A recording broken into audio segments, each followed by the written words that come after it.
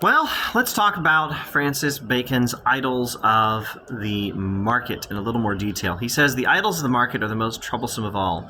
Those, namely, which have entwined themselves round the understanding from the association of words and names. For men imagine that their reason governs words, while in fact words react upon the understanding. Now, the idols of the mind are those bad habits of thought and bad rules for thinking that make it hard for us to understand the world. And the idols of the market are a category of the idols of the mind, and they are those that,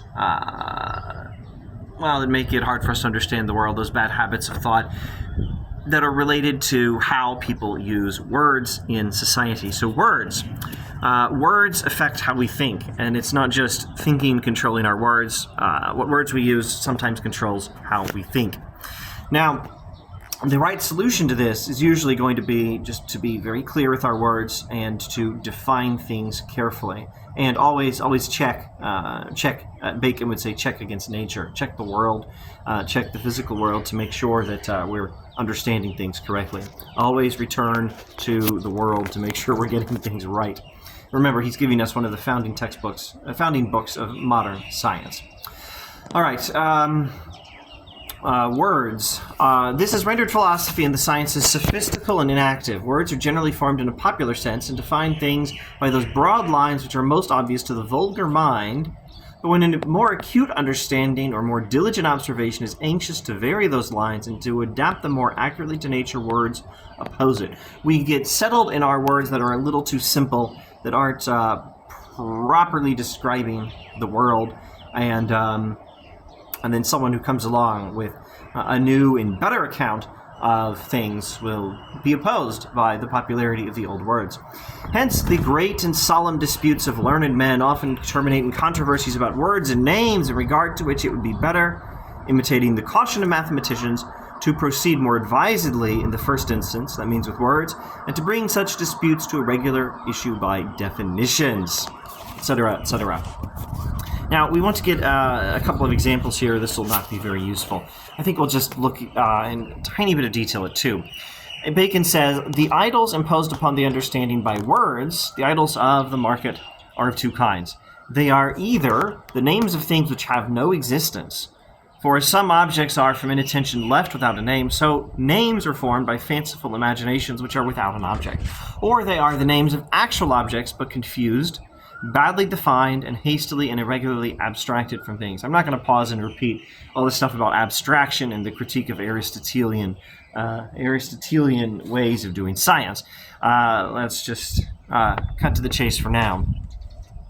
Idols of the market come in two varieties. Either words that don't refer to any actually existing thing, or words that are poorly defined and hastily abstracted and don't precisely do not precisely refer to things that actually do exist.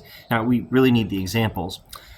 Things that refer to things that don't actually exist. Fortune.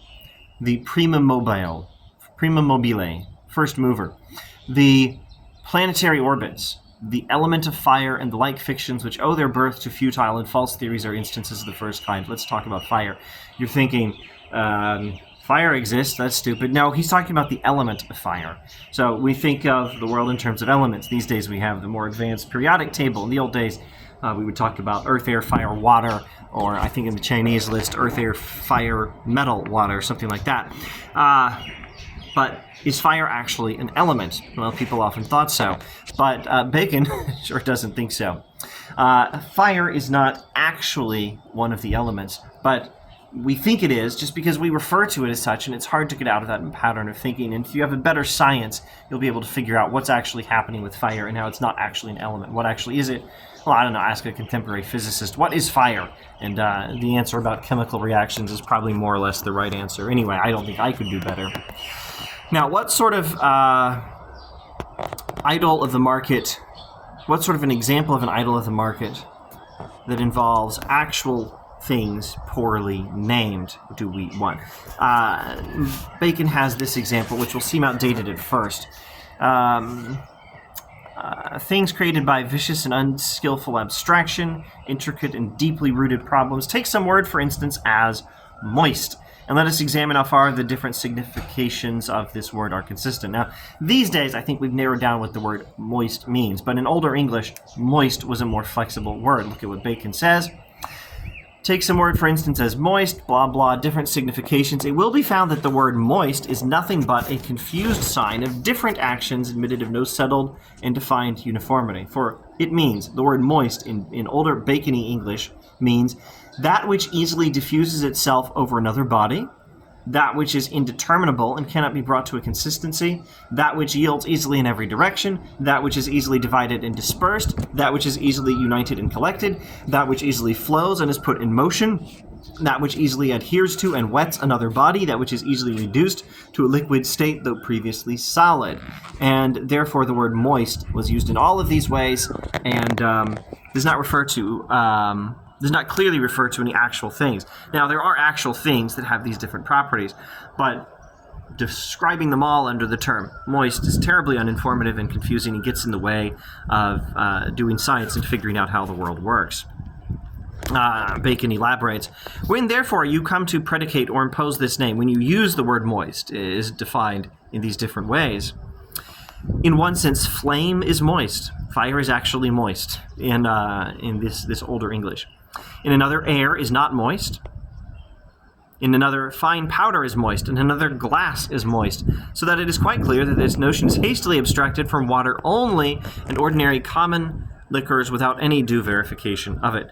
Let me see if I can paraphrase and summarize that. The notion of moist is hastily abstracted from water where it actually makes some sense, and then we apply different characteristics of water to all kinds of things, and we should probably do what in fact we have done over the last few centuries, and just use the word moist to refer to properties of water only, or things with water in them. All right, that's enough of that.